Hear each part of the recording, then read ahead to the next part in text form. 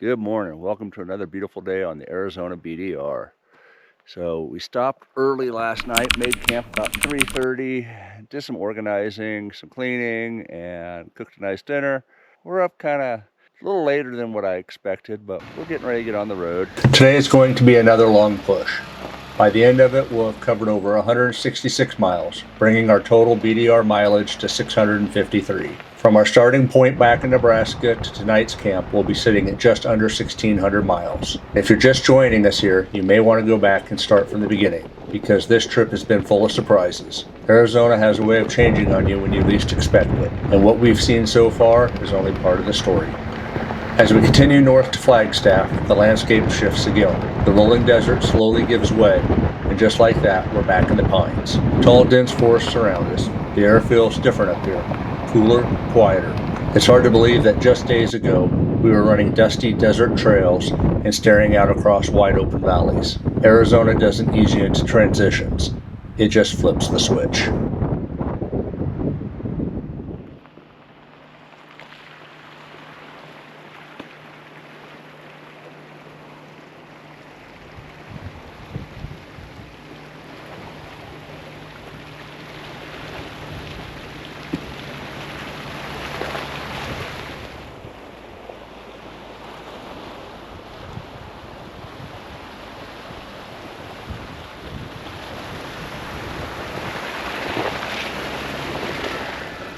The trees begin to thin, revealing massive cliff edges dropping away into views that stretch for miles. This is the kind of scenery that makes you slow down, even when you've got a long day ahead. Now it is too bad that it is only 10 o'clock in the morning, because this is an epic camping spot.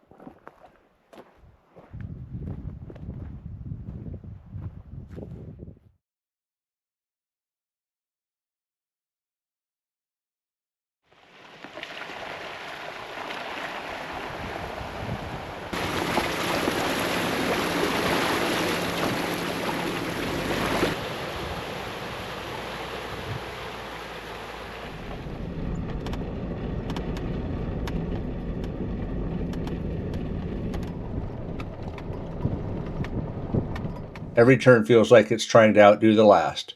And just when you think you got Arizona figured out, it changes again. Because none of what we've seen so far prepares you for what's coming next. The trees start to disappear, the landscape opens up into high desert plains. The trail changes to roads, then back to two tracks that have all but been forgotten. Faded into the wilderness. The further we go, the rougher it gets. So far the entire trip I've been able to do it in two-wheel drive, but this portion here is the most unroaded road that I've been down in a very, very long time. Tires fight for grip over loose rock. The Jeep bucks and jerks violently side to side. Forward momentum slows to a crawl. Every line matters, every mistake felt. You can feel the bruises forming in your kidneys as the train pounds away at both the driver and the machine. And somewhere in the middle of it all, your brain starts to ask a question. Are we lost? Out here, it's easy to think so, but the map doesn't lie. We're exactly where we're supposed to be, deep in an adventure. And then, almost like flipping a switch, we're on another planet. Volcanoes, but not like what you see anywhere else. No massive jagged rock fields. Instead, the ground looks like it's been crushed into a deep black sand. Good evening. All right, we made it to Cinder Hills. We drove about 130, 150 miles today on some pretty rough trails. Not technical, just rough. Bruised some kidneys. Ate a lot of dust. Matt's taking care of air compressor and blowing off the Jeep. Getting ready to make some dinner. Then tomorrow we're gonna head into Flagstaff, get some laundry done, and then continue on the trail. I think we may come back here though to do a little running around, get some footage, and then head back on the trail.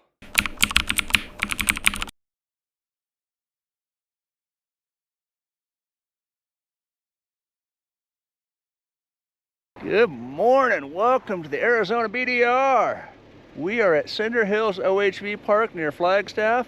This place is pretty cool. Matt's out of shot, he's out somewhere over there bombing around.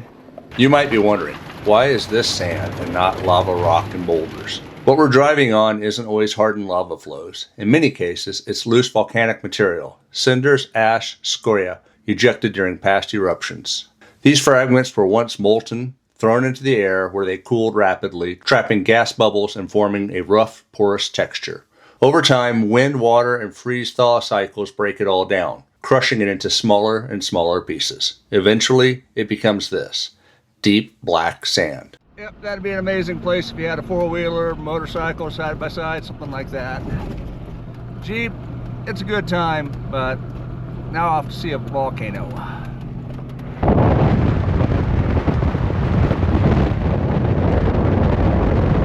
Matt and I spent some time this morning exploring the volcanic terrain, and before long, we found ourselves climbing something we hadn't planned on. In case somebody ever asks me if I've climbed a volcano in my Jeep, I think I can now say yes. I'm not sure if this is the actual volcano. I know that over there has the caldera. I think that's what it's called. The big crater inside of it. So this just may be a hill covered in volcanic sand, but you know what? It's a volcano to me. Close enough. That is a view.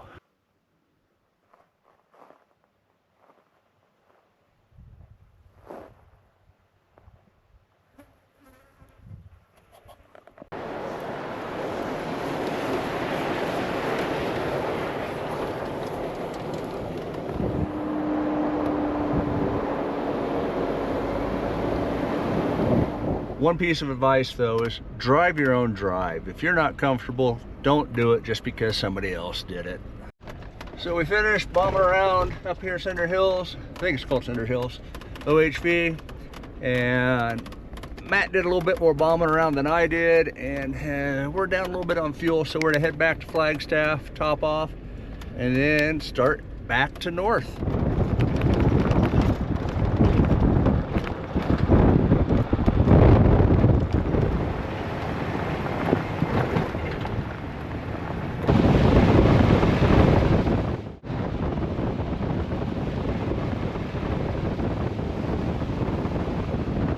So this area that we're in right now is still on the map, still on a road, on a trail. Said we are required to have a permit. That wasn't listed on the map, but it says you can get a permit at the kiosks at either end of the ranch property. So we're gonna go see if we can't find one of the kiosks. When we stopped for lunch, I set up the Starling and did a little digging on this required permit for this area. As it turns out, it's not required for travel at all, only for hunting. So for us, we're good to go.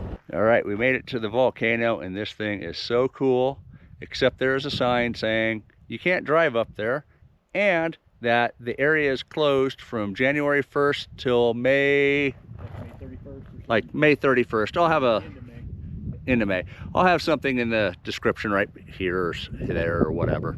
But it is neat. We did fly the drone up, and I'll put that drone footage in right now.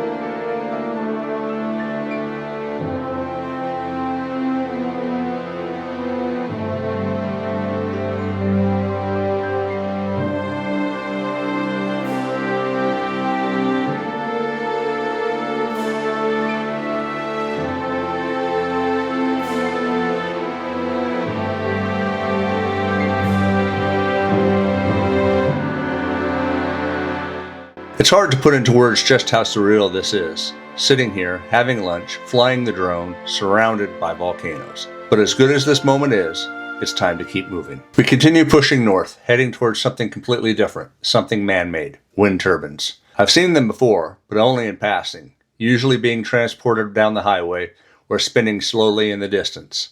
Never like this. never right up close. Standing at the base of one, you realize just how massive they really are. They make you feel small in a completely different way than the landscape does. From ancient volcanic terrain to modern engineering, this trip just keeps delivering. I've never been really this close to one of these windmills before. They are impressive. Now it's time to make our way to camp for the night, but this one comes with a bit of a question mark. We are getting close to the destination for the day, the old Grand Canyon Airport. I'll need to get the Starlink up again and double check whether we're even allowed to stay where we're headed.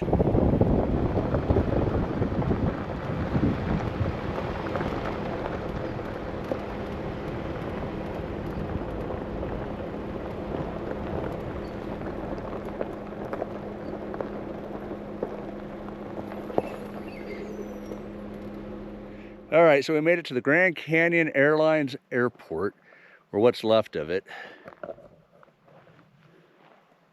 We're gonna have to do some research here on the fly because we planned on camping here, but the building has signs that say no trespassing and cameras in use. So I don't know if the building is no trespassing or if the entire property is no trespassing. We didn't see any signs when we came in. We're gonna go check the other gate and see if there's signs there too. We went back, we checked both entry gates. Neither one of them had no trespassing signs on it. And we checked Google. Internet says this is a popular boondocking spot. So we're gonna go with the no trespassing is to keep us out of the building, which is understandable.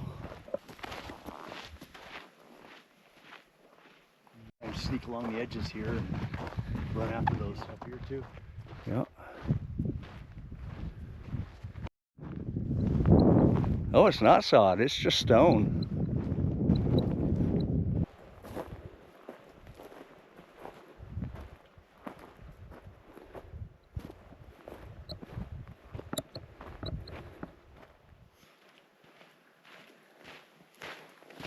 All right, we have dinner done and just watching the sunset.